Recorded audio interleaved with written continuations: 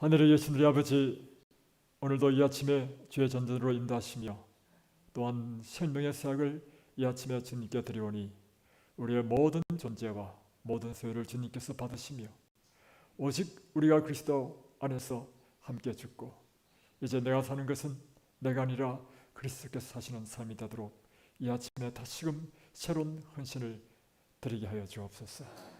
오 주여, 주님께서 이 아침에도 생명의 만나의 말씀을 우리에게 주셔서 언제나 우리가 하나님의 입에서 나오는 모든 말씀으로 사는 당신의 종이 되도록 도와주시고 오직 성령께서 우리의 머리 끝에서부터 발끝까지 충만하게 임재해 주셔서 언제나 성령의 생각과 성령의 판단과 성령의 말과 성령께서 행하시는 그 모든 일들을 행하는 성령의 지도를 받는 당신의 종 되도록 축복해 주옵소서.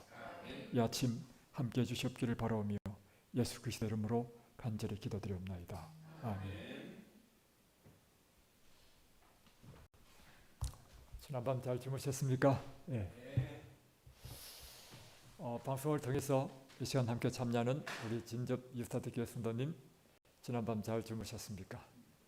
이제 또 오늘도 이 새벽에 하나님의 말씀으로 하루의 삶을 열 때 성령께서 우리의 삶을 지도하시고 인도하시는 그러한 날마다의 삶이 되시기를 주의 이름으로 축복합니다. 오늘은 데이 26일째 그리스도인의 투쟁이라는 제목으로 말씀을 보겠습니다.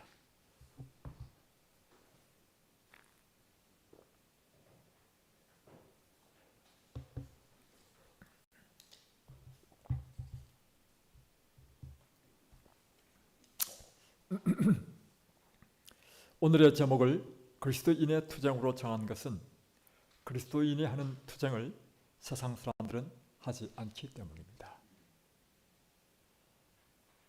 회개하지 않는 자들은 하나님의 성령을 갖고 있지 않으며 오직 자신의 육신의 생각에 의해서 통제됩니다.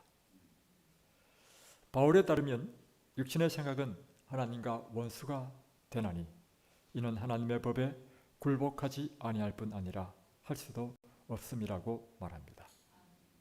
비그리스도인은 개인적이고 이기적인 이유로 인하여 또는 사회적인 압력 등등 때문에 복종합니다. 아니면 아마도 예절바른 집에서 양육되었거나 존경받는 삶을 살아가라며 이끄는 양심 때문에 순종합니다.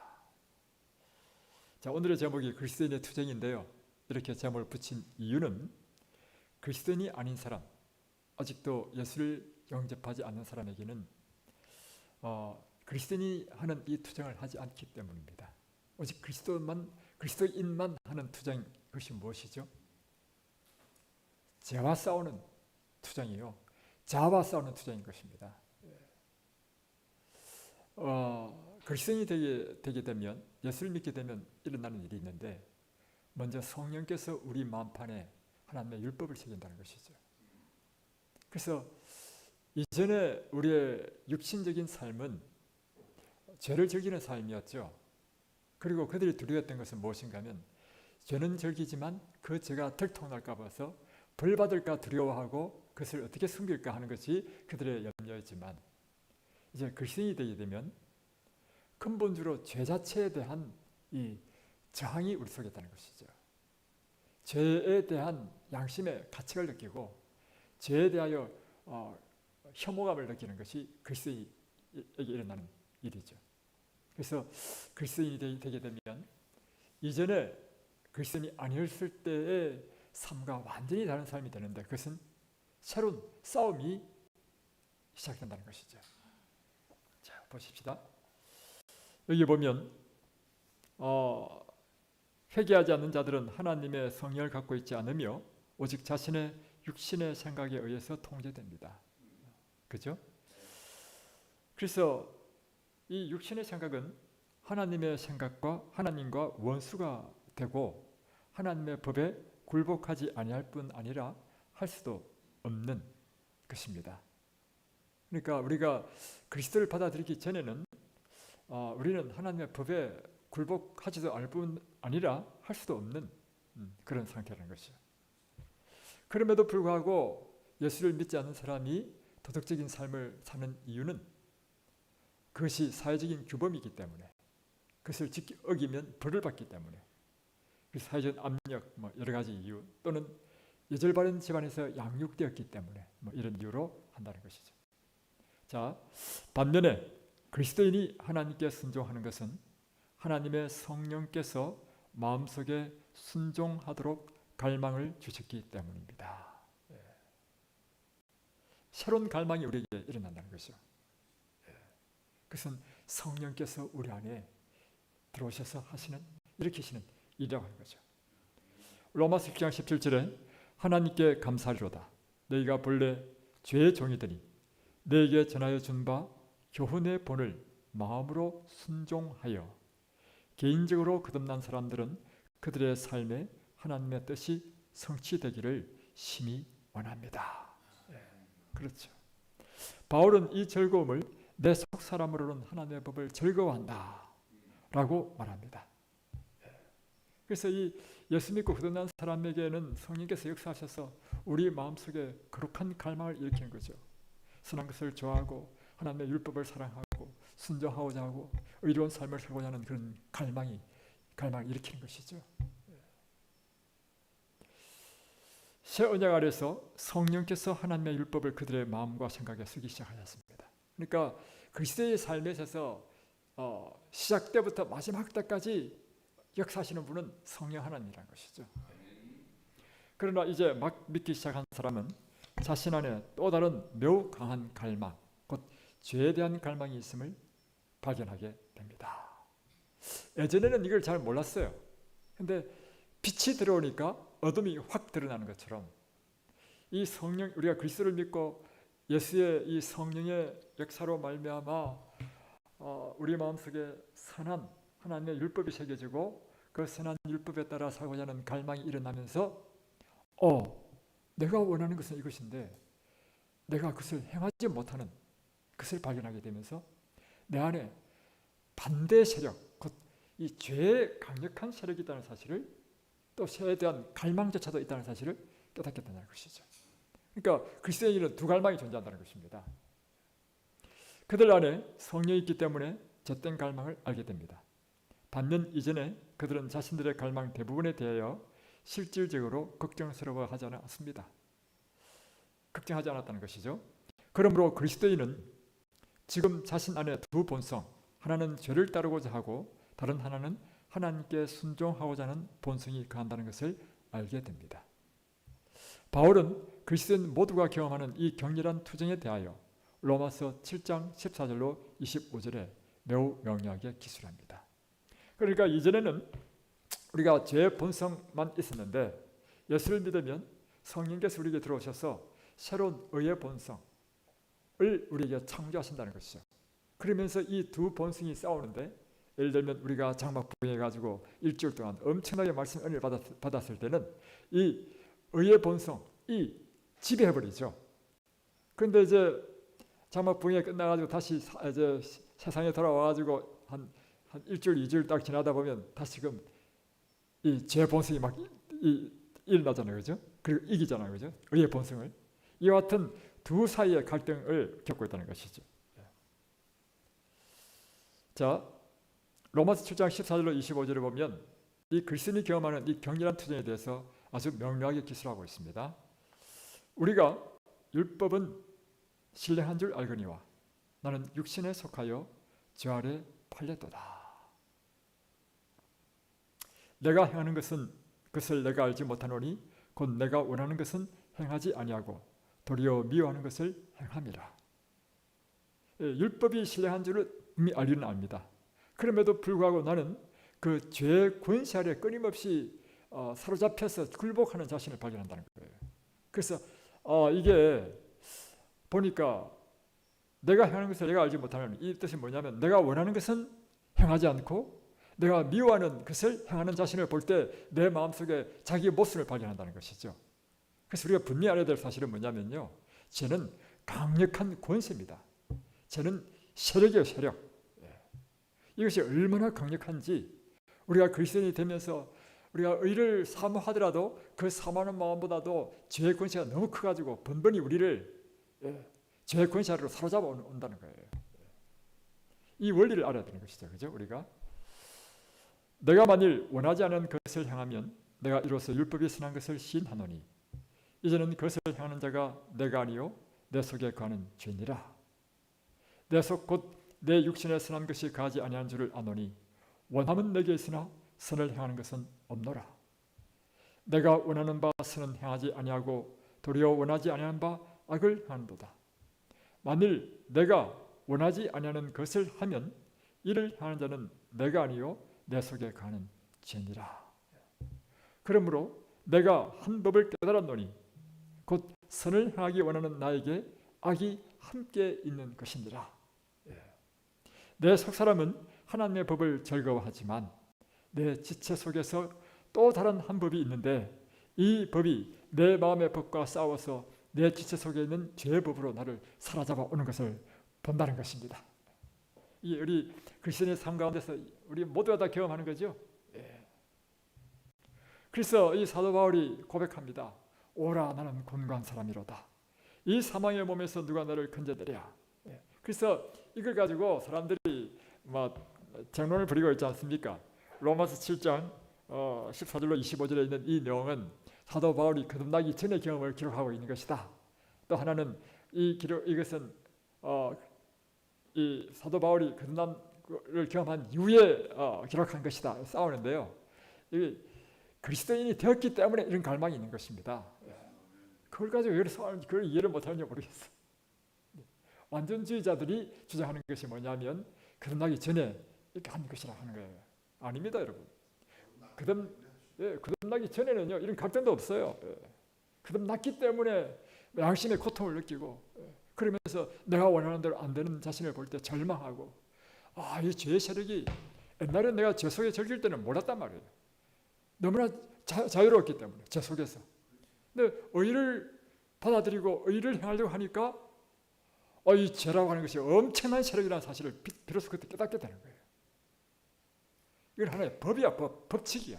마치 만류의 법칙처럼. 끊임없이 우리를 스프링이죠, 스프링. 잡아 당기면 이제 일단은 당겨지잖아요. 딱 놓는 순간 어떻게 돼요? 다시 돌아가잖아요. 이 그만큼 강력한 것이 죄의 법이라는 것입니다. 자, 이 사망의 몸에서 누가 너를 건져내랴? 그 다음 우리 주 예수 그리스도로 말미암아 하나님께 감사하리로다. 그런즉 내 자신이 마음으로는 하나님의 법을 육신으로는 죄의 법을 섬기는도다. 그래서 마음으로는 하나님의 법을 섬긴다. 이 뜻은 마음은 우리 속사람을 이야기하는 것이고 육신으로는 지체 법, 죄의 법에 사로잡힌 이 육신은 죄의 법을 섬긴다. 이렇게 이야기하는 거죠. 모든 그리스도인이 바울이 말하는 투쟁에 동감을 표할 수 있습니다. 그리스도인들은 종종 날마다 달마다 해마다 이러한 투쟁을 경험하며 죄를 이기기 원하지만 결코 승리하지는 못합니다. 모든 그리스도인들이 익히 아는 사실은 그들 마음속에 죄의 법이 살고 있으며 하나님의 법에 순종하도록 그분께서 주신 갈망에 대하여 전쟁을 일으킨다는 것입니다. 이게 아직도요. 이것이요. 예수를 믿으면 처음 믿을 때 이렇고 한 10년쯤 믿으면 이게 없어지는 게 아닙니다, 여러분. 30년 믿을 때에서 이것이 없어지는 게 아닙니다. 언제 이것에서부터 승리할 수 있는가?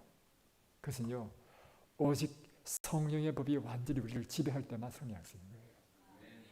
그러므로 우리가 왜 성령 침례를 구하는가? 우리는 전적으로 성령의 침례 아래 있을 때만 이 죄의 법에서 자유로울 수 있는 거예요. 그러면 내가 지금 성령의 침례를 받아서 이 죄의 법을 이겼다 해가지고 내일도 보장되는가? 아닙니다.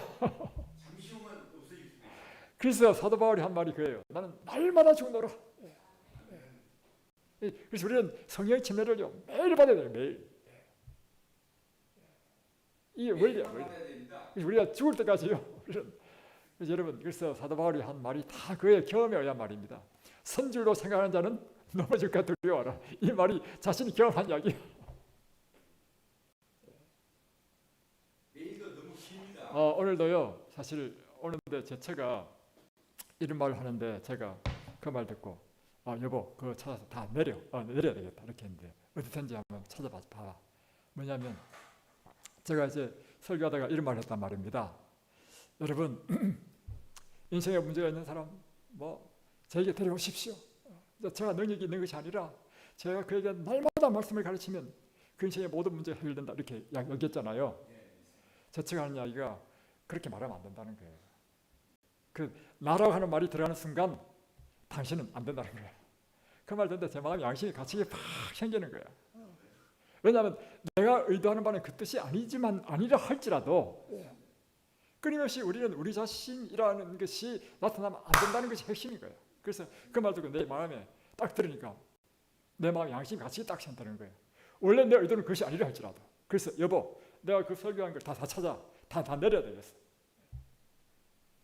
그래서 끊임없이 우리는 무엇을 경계해야 되냐면 우리가 말 한마디조차도 자아가 나타나는 말이라든가 끊임없이 우리는요 우리 자신을 선조로 생각하면 안 됩니다. 여러분.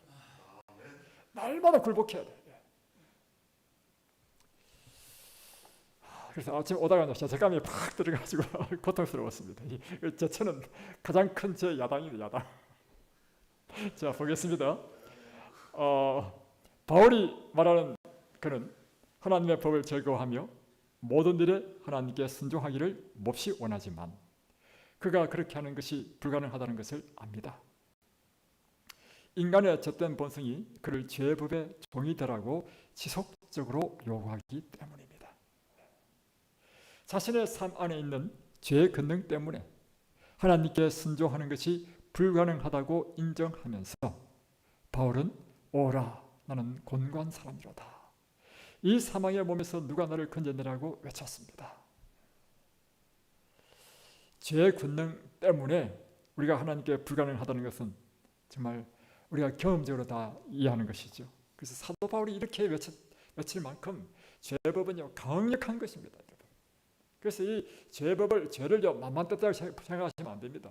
그래서 단 하늘의 죄라도요 우리의 삶 가운데 이 허용해서는 안 되는 이유가 뭐냐면 이 말 들어보셨습니까? 멸치 한 마리가 소를 몰고 온다. 이게 무슨 말이냐면 이거예요. 어떤 임금님이 이제 죄수들이 갇혀 있는 감옥에 갔단 말이에요. 그러니까 다 죄수들이 막 임금님한테 내가 억울하다고 나는 여기 있을 사람이 아닌데 억울하다고 막 이렇게 이야기하는 거예요. 그래서 어떤 사람이 이야기하기를 당신은 뭐가 억울합니까? 하니까 저는요 길 가다가 집으로 새끼를 하나 주셨는데 제가 이렇게 깜빵에 왔다는 거예요. 그래서 아니 새끼를 주셨는데 왜 깜빵에 보내냐고 당장 불러냈어.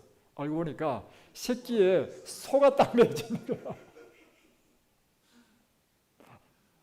여러분 우리의 가장 작은 죄가요 어디에 연결되어 있냐면 소에 연결되어 있어.